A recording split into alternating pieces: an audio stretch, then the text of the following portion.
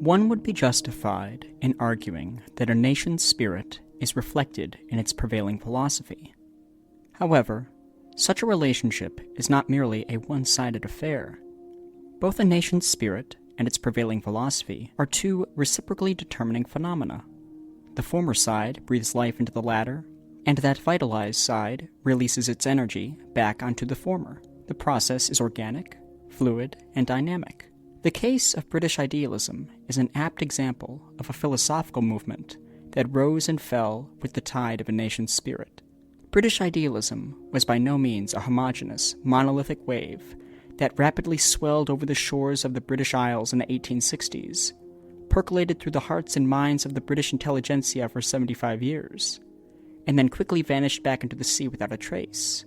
Although, prima facie, it may indeed appear as if it walked away from the British philosophical conversation without bidding a formal farewell.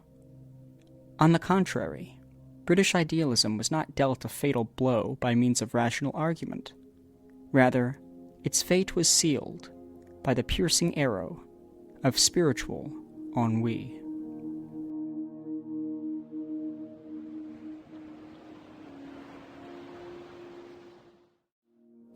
A concise definition of British idealism is no easy endeavor. The tradition cannot be folded into a single package and presented in a way that does justice to the movement as a whole. Many of the British idealists argued for an absolute idealism, where in reality was the workings of a single mind or experience that individuates itself into finite minds or finite centers of experience. However, some British idealists adopted the view that reality was a society or network of eternal selves. Attempts to craft a system of reality, fundamentally mental or spiritual in nature, appeared in Britain long before the distinctively British idealism of the late 19th and early 20th century, most notably in the writings of 18th century Anglican bishop George Berkeley. However, British idealism had a common affiliation not to Berkeley, but to Plato, Kant, and Hegel. While the movement's internal diversity cannot be fully captured in a single outline, its core tenets can be briefly summarized as the following. Reality is a unified whole. Reality is fundamentally the stuff of minds, a mind, or experience. Reality is fundamentally perfect, and that the world is much more than meets the eye.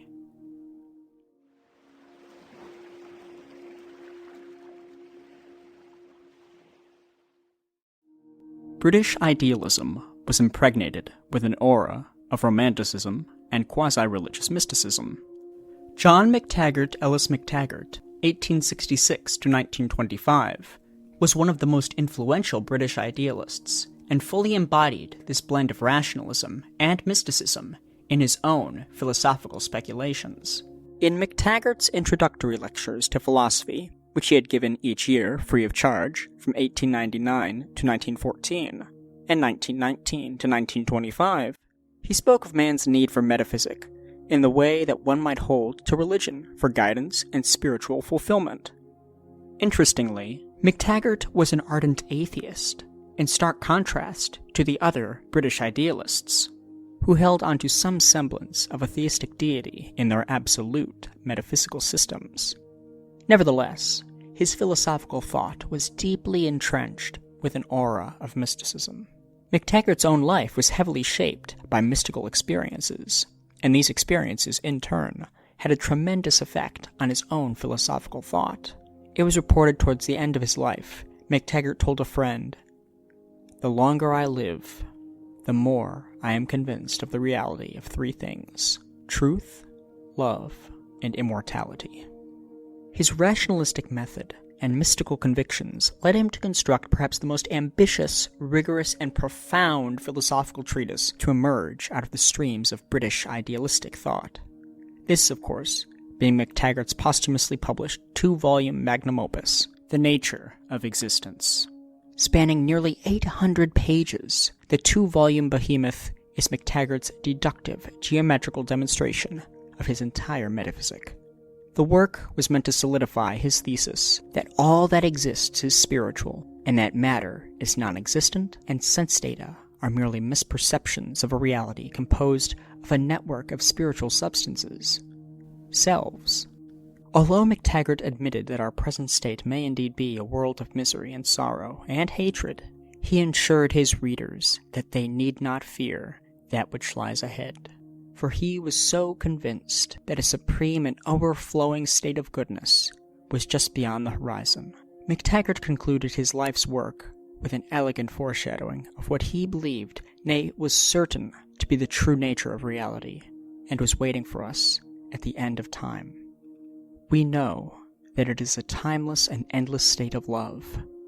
Love so direct, so intimate, and so powerful that even the deepest mystic rapture gives us but the slightest foretaste of its perfection. We know that we shall know nothing but our beloved, and those they love, and ourselves as loving them, and that only in this shall we seek and find satisfaction. Between the present and that fruition, there stretches a future which may well need courage. For, while there will be in it much good, and increasing good, there must await us evils which we can now measure only by their infinite insignificance, as compared with the final reward.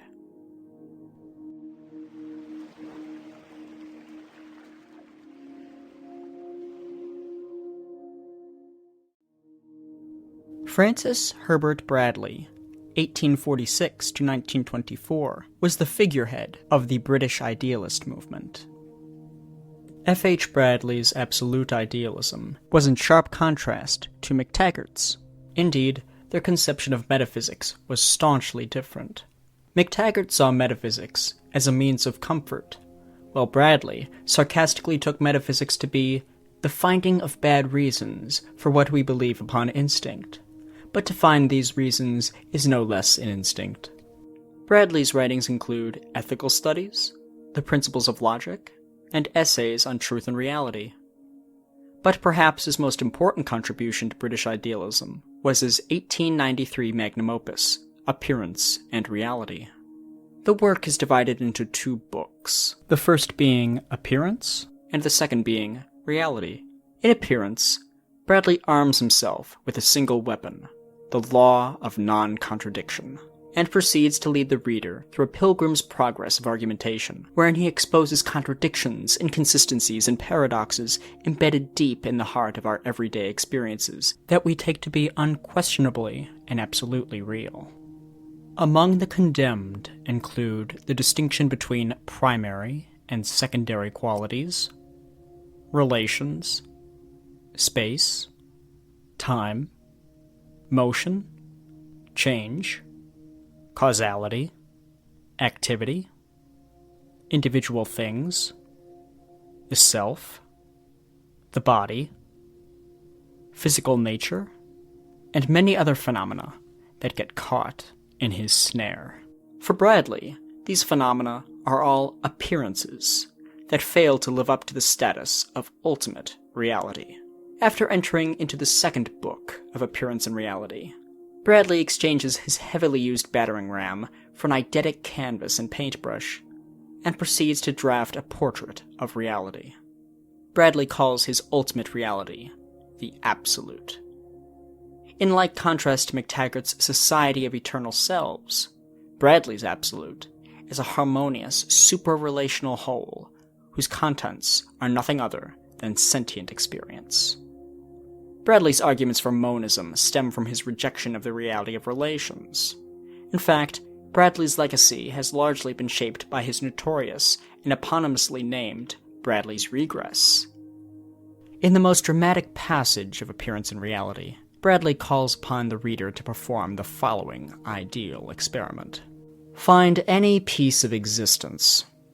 Take up anything that anyone could possibly call a fact, or could in any sense assert to have being, and then judge if it does not consist in sentient experience. Try to discover any sense in which you could still continue to speak of it when all perception and feeling have been removed. Or point out any fragment of its matter, any aspect of its being, which is not derived from, and is still not relative to this source. When the experiment is made strictly, I can myself conceive of nothing else than the experienced. Anything in no sense felt or perceived becomes to me quite unmeaning.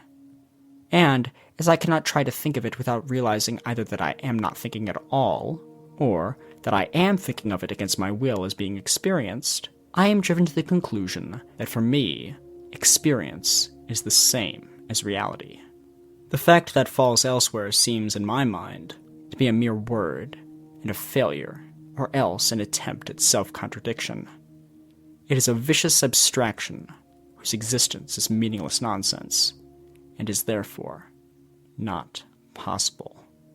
The radical conclusions of Bradley's arguments for monism and a single absolute that transcends, absorbs, and harmonizes all the finite and contradictory appearances of our universe, with all its suns and galaxies, earned him the title of the Zeno of modern philosophy. Bradley's trenchant prose, humorous wit, and frequent polemics against empiricism, materialism, reductionism, and abstractionism blend together into an iconic and unique flavor of idealistic thought.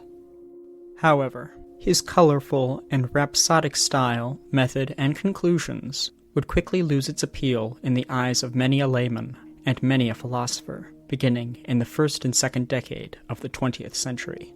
This radical departure from the grand visions of the absolute were set in motion by the biting polemics and clear-cut prose of the two young and daring British thinkers, J.E.M. and Bertrand Russell.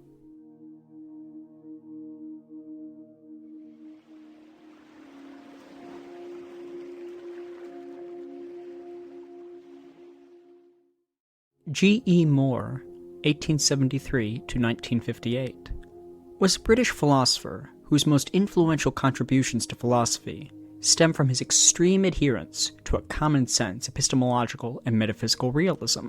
Interestingly, Moore's Cambridge education in the early 1890s placed him under the tutelage of J.M.E. McTaggart.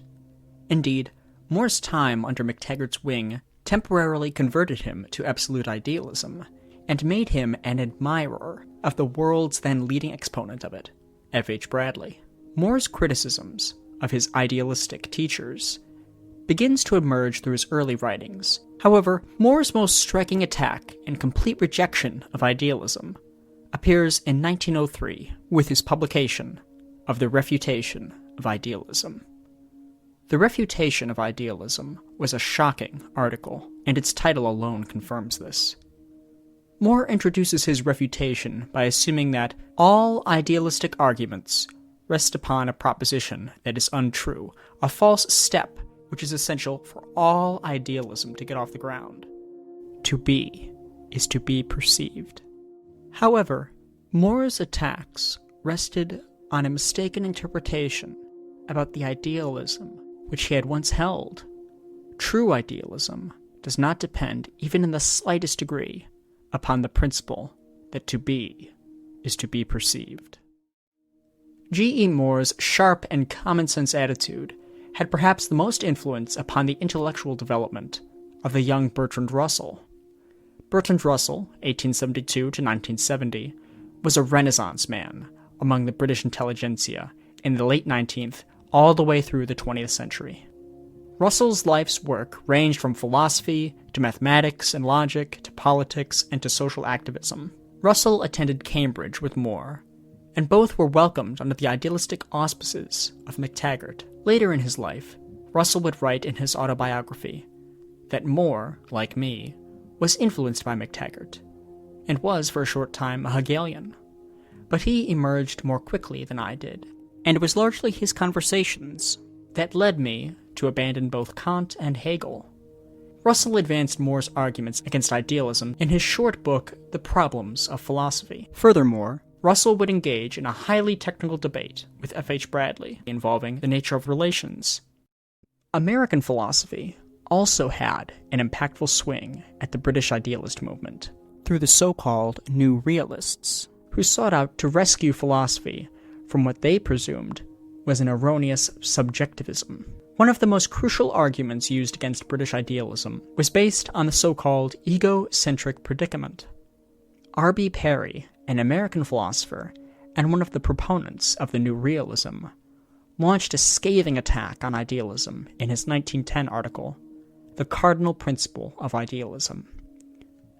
Perry picks out Berkeley's arguments from his famous dialogues, and Bradley's find any piece of existence experiment, from appearance and reality, treating both as equally fallacious. Perry cavalierly passes by Bradley's experiment, writing, "Mr. Bradley devotes about 2 pages to what is the most important and almost the only positive contention that the book contains." Bradley refused to back down without a fight, and he treated Perry's remark with the same attitude as Perry held towards him.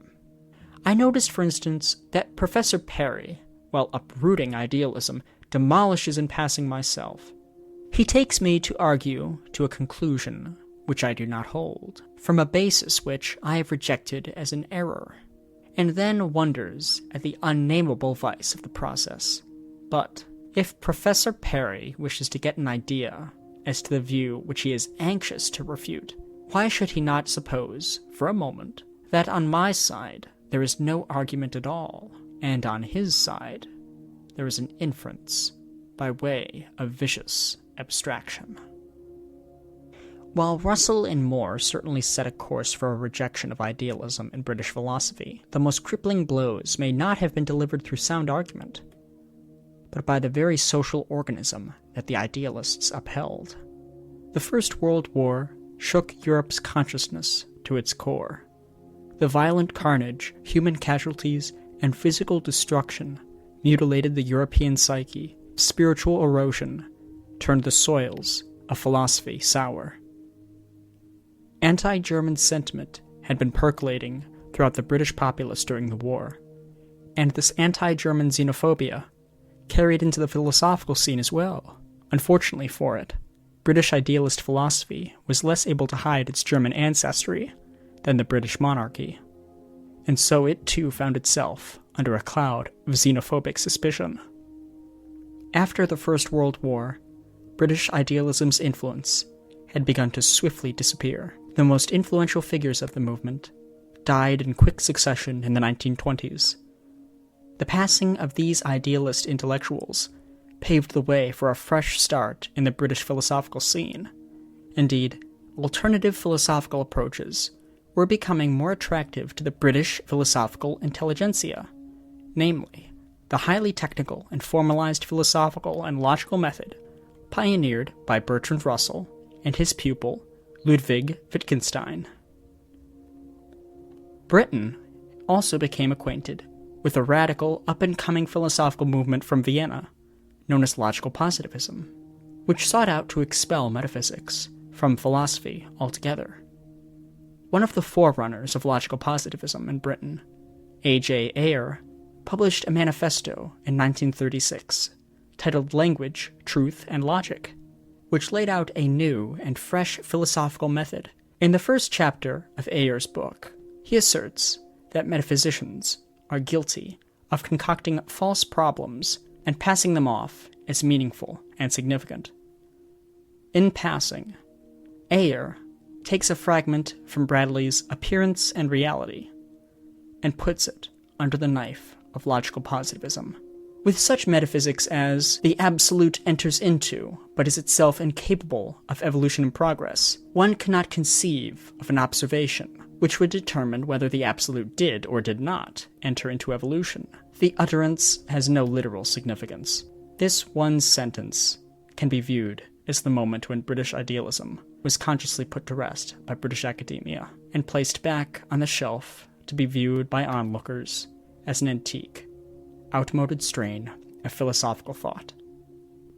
British idealism's entry into the 20th century had nascent germs of uneasiness lurking within its own lines of thought, which later burst into actuality with the critiques penned by Russell and Moore. Overall, British idealism, this grand philosophical titan, was like the social organism that it professed to uphold.